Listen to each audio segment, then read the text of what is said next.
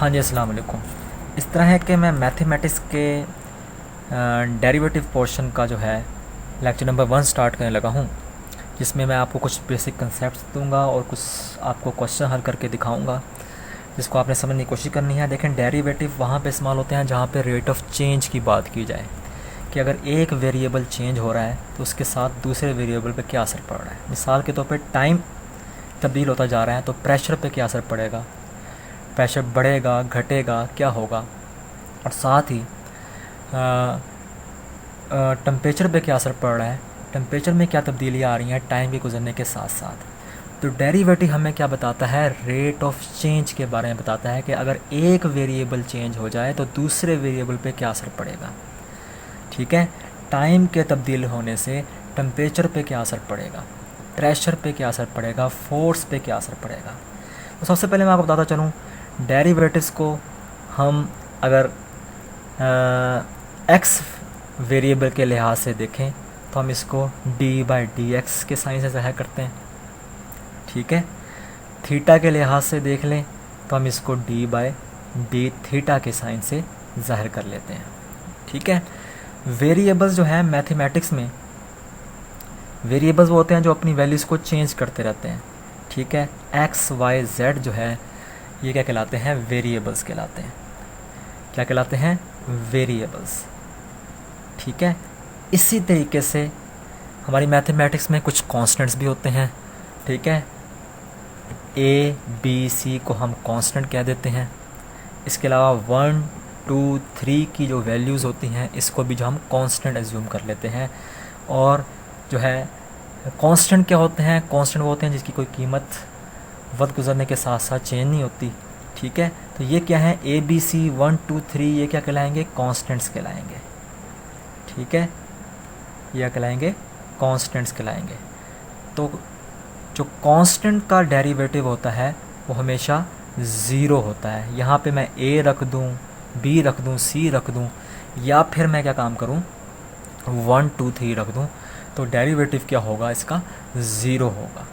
ठीक है, तो यहाँ तक तो आपको बात क्लियर हो चुकी होगी कि डेरिवेटिव क्या होता है। डेरिवेटिव हमें रेट ऑफ चेंज के बारे में बताता है कि अगर एक वेरिएबल चेंज हो जाए तो दूसरे वेरिएबल पर क्या असर पड़ेगा, टाइम तब्दील होगा तो प्रेशर पर, फोर्स पर, टेम्परेचर पर, एनर्जी पर क्या असर पड़ेगा। ठीक है, तो डेरिवेटिव अगर एक्स वेरिएबल के लिहाज से आपने इसको शो करना है तो ये कहलाएगा, ये कैसे शो किया जाएगा, डी बाई डी एक्स के लिहाज से शो किया जाएगा।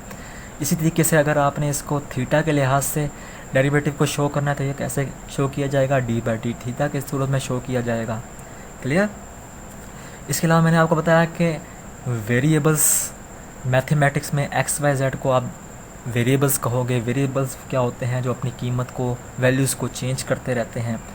और ए बी सी 1 2 3 जो है वैल्यूज़ हैं ये कांस्टेंट्स कहलाते हैं। और कांस्टेंट्स क्या होते हैं, जो अपनी वैल्यूज़ को चेंज नहीं करते।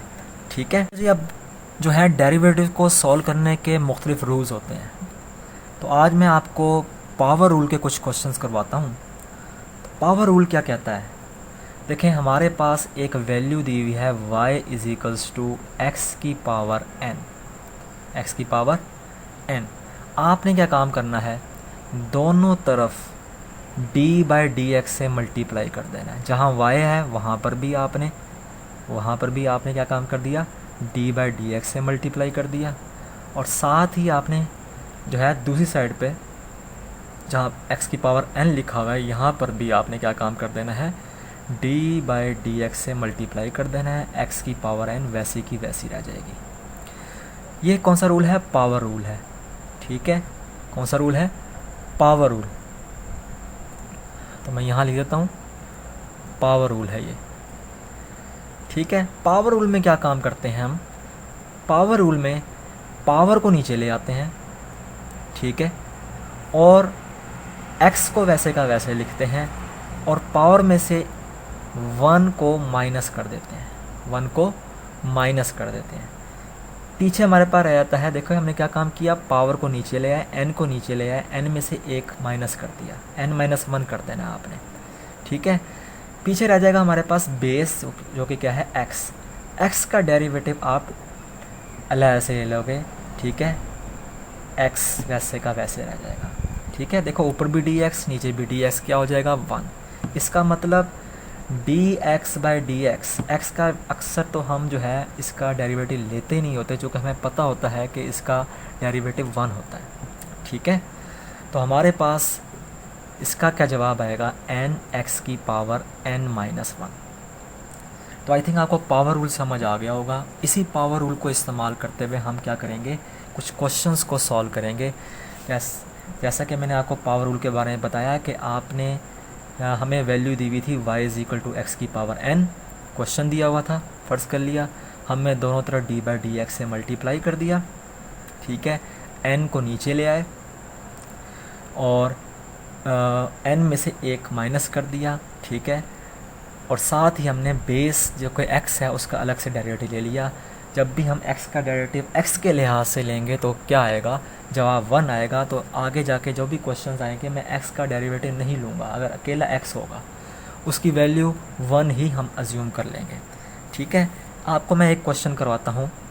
ठीक है, पहला क्वेश्चन है, मुझे y की वैल्यू दी हुई है, y की वैल्यू दी हुई है x की पावर 4 माइनस x की पावर 5। हमने क्या काम करना है, दोनों तरफ d बाई डी एक्स से मल्टीप्लाई कर देना है, d बाई डी एक्स से मल्टीप्लाई कर देना है। ठीक है, तो मेरे पास यहाँ पे मैंने d बाई डी एक्स से मल्टीप्लाई कर दिया, x की पावर 4 x की पावर 5। अब हो तो ये डायरेक्ट भी जाएगा, लेकिन मैं आपको स्टेप बाय स्टेप करके दिखा रहा हूँ। देखें होगा क्या, आपने इधर भी डी बाई डी एक्स से मल्टीप्लाई कर देना है, इधर भी डी बाई डी एक्स से मल्टीप्लाई कर देना है, मतलब ब्रैकेट को आपने खोल दिया, D by D X X की power 4 minus D by D X X की पावर 5, एक्स की पावर 5। ठीक है, अब आपने क्या काम करना है, देखें मैंने कहा था यहाँ पे देखो पावर आ रही है ना पावर, तो पावर आ रही है तो पावर रूल इस्तेमाल होगा। आपने क्या काम करना है, 4 को नीचे ले आना है, जैसा मैं n को नीचे ले आया था। ठीक है, x को वैसे का वैसे लिखना है, जैसा कि मैंने x को वैसे का वैसे लिख दिया था। ठीक है, 4 में से 1 निकाल देना है, क्या बचेगा 3, जैसा कि मैंने यह काम किया था, n में से 1 को निकाल दिया था। ठीक है, इस तरह आगे आ जाएं। यहाँ पे देखें 5 को नीचे ले आए, जैसा कि मैं n को नीचे लेके आया था। x को वैसे का वैसे ही लिख दोगे, x को वैसे का वैसे ही लिख दोगे। फिर क्या काम करोगे, 5 में से 1 को माइनस कर दोगे, जब 5 में से 1 जाएगा तो क्या आ जाएगा, 4 आ जाएगा। तो ये हमारे पास क्या है, जवाब है। ठीक है, आई थिंक आपको बात समझ आ गई होगी। तो हमने x का डेरिवेटिव क्यों नहीं लिया, क्योंकि मैंने आपको कहा D x by D x किसके बराबर होता है, 1 के बराबर होता है। अकेले x का डेरिवेटिव लेने की ज़रूरत नहीं है, अगर आप x के लिहाज डेरिवेटिव ले रहे हो। अगर नीचे भी x है और ऊपर भी x है तो आप इसको डायरेक्ट ही 1 लिख सकते हो। ठीक है, अब मैं आता हूँ इसके क्वेश्चन नंबर, एक और क्वेश्चन मैं आपको करवाता हूँ, क्वेश्चन नंबर 2 करवाता हूँ। ठीक है, मतलब थोड़ा सा इजी क्वेश्चन उठाता हूँ। मेरे पास एक क्वेश्चन है, a is equals to Y is equals to a,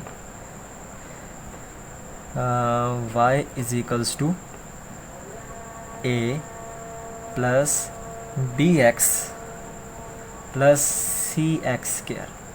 ठीक है, मैंने कहा था आपको कि हमने क्या काम करना है, दोनों तरफ d बाई डी एक्स से मल्टीप्लाई कर देना है, दोनों तरफ d बाई डी एक्स से मल्टीप्लाई कर देना है।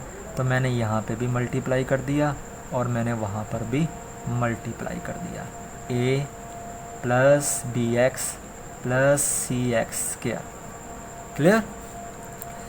अब देखें, आपको समझाने के, वैसे तो ये डायरेक्ट भी हो जाएगा, आपको समझाने के लिए क्या काम करूँगा, d by D x her term का अलग से डेरिवेटिव ले लूँगा। एक तो मेरे पास ये a आ गया, ठीक है, दूसरा मेरे पास क्या आ गया, d बाई डी एक्स, साथ आ जाएगा मेरे पास dx।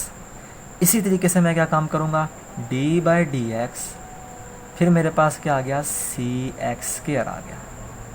क्लियर। अब मैंने आपको कहा था कांस्टेंट हो, कांस्टेंट का डेरिवेटिव क्या होता है, ज़ीरो ले लेना है आपने। तो हमने यहाँ लिख दिया सिंपल ज़ीरो। यहाँ 1 होता तो मैं तब भी ज़ीरो लिख देता, ABC होता, 1 2 3 होता, कोई भी वैल्यू होती तो मैं इसको 0 कर दूँगा। अब देखें कांस्टेंट तो यहाँ पे भी है, लेकिन इसके साथ वेरिएबल मल्टीप्लाई हो रहा है। इसको आपने कभी भी ज़ीरो नहीं करना। आपने क्या काम करना है, जब कांस्टेंट वेरिएबल के साथ मल्टीप्लाई हो रहा होगा तो आपने क्या काम करना है, कांस्टेंट को बाहर निकाल देना है। तो यहाँ बचा x डी से मल्टीप्लाई खा के dx हो जाएगा और नीचे dx पहले से मौजूद था। ठीक है, सेम काम आप यहाँ पे करोगे। देखें c की वैल्यू को, c को आप बाहर निकाल लोगे, c कांस्टेंट है। c को चूँकि कांस्टेंट आपने इसको ज़ीरो नहीं कर देना। क्यों ज़ीरो नहीं करना? चूँकि एक वेरिएबल के साथ मल्टीप्लाई हो रहा है। ठीक है, जब भी कांस्टेंट वेरिएबल के साथ मल्टीप्लाई हो रहा होता है तो आप कांस्टेंट को बाहर निकाल देते हो। मैंने c को बाहर निकाल दिया। जब मैंने c को बाहर निकाल दिया तो मेरे पास बचा d/dx और ऊपर बचा x²। ठीक है, अब देखें 0 वैसे का वैसे ही, b मेरे पास जो है 0 वैसे का वैसे ही, और ये देखें b dx/dx आपस में कट जाएंगे, वैल्यू 1 हो जाएगी। मैंने आपको पहले ही बताया था। ठीक है, x का x के लिहाज से डेरिवेटिव लिया जाए तो वो 1 हो जाता है। अब यहाँ पे देखें क्या बचा मेरे पास c, और ये देखें x²। यहाँ पे चूँकि पावर आ रही है तो पावर रूल इस्तेमाल होगा। ठीक है, 2 नीचे आ जाएगा, 2 नीचे आ गया, x को वैसे का वैसे लिख दोगे और पावर में से 1 को माइनस कर दोगे। पावर में से 1 को माइनस कर, 2 में से 1 जाएगा, 1 आएगा। तो यहाँ पे 1 बेशक आप लिख दें, लेकिन अक्सर इसको पावर जब 1 होती है इसको मेंशन नहीं किया जाता। तो मेरे पास जवाब क्या आया, b। ठीक है, 2x को हमने c से मल्टीप्लाई किया तो मेरे पास क्या बन जाएगा 2cx। तो ये हमारे पास क्या है, जवाब है। तो यहाँ पे भी पावर रूल इस्तेमाल हुआ था। ठीक है, जिस तरह हम n को नीचे लेके आए थे हम 2 को नीचे ले आए। ठीक है, जिस तरह हमने n में से 1 माइनस किया था यहाँ पे भी हमने n में से 1 माइनस कर दिया। ठीक है, तो 2 में से 1 गया, क्या बचा 1। तो मेरे पास क्या आ गया, x आ गया। आई थिंक आपको बात समझ आ गई होगी। अब मैं आता हूँ इसके क्वेश्चन नंबर, एक आधा क्वेश्चन आपको और करवा देता हूँ मैं। ठीक है, मेरे पास एक क्वेश्चन है मेरे पास। वो क्वेश्चन क्या है,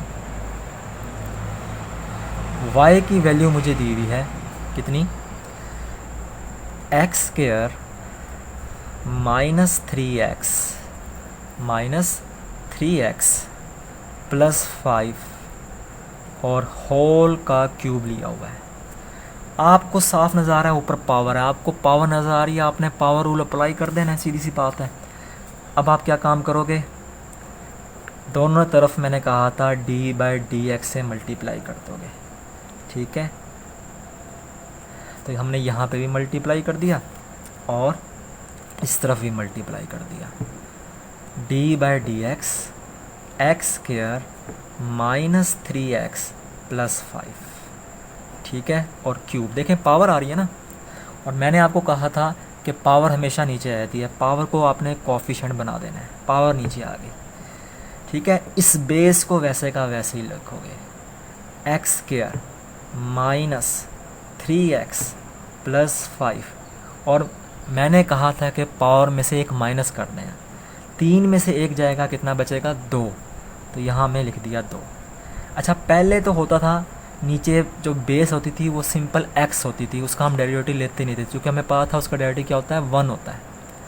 लेकिन अब नीचे जो बेस है थोड़ी सी कम्प्लेक्स नज़र आ रही होगी। देखो ब्रैकेट में इतनी बड़ी वैल्यू आ रही है, x² -3x +5। इसके लिए आप क्या काम करोगे, इस बेस का दोबारा डेरिवेटिव लोगे। सिंपल बेस हो, मिसाल के तौर पर x हो तो उसका डेरिवेटिव नहीं लिया जाता। ठीक है, सिंपल बेस हो तो उसका डेरिवेटिव नहीं लिया जाता, मगर अगर कम्प्लेक्स बेस होगी तो आपको उसका डेरिवेटिव लेना पड़ेगा। तो ये देखें x² -3x +5 हमने लिख दिया, चूँकि कम्प्लेक्स थी हम इसका डेरिवेटिव लेंगे। तो मेरे पास 3 वैसे का वैसे ही, x² वैसे का वैसे ही, 3x वैसे का वैसे ही, 5 वैसे का वैसे ही, ऊपर स्क्वायर ले लिया। अब हर एक का डेरिवेटिव यहाँ से लेते हैं। ये देखें,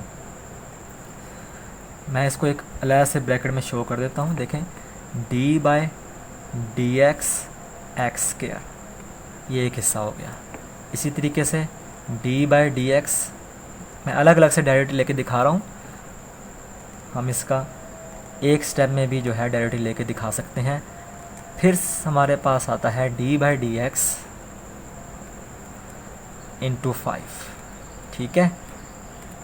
तो 3 वैसे का वैसे ही हो गया, एक्स स्क्वायर वैसे का वैसे ही हो गया, 3x वैसे का वैसे ही हो गया, 5 वैसे का वैसे हो गया, ऊपर आ गया स्क्वायर।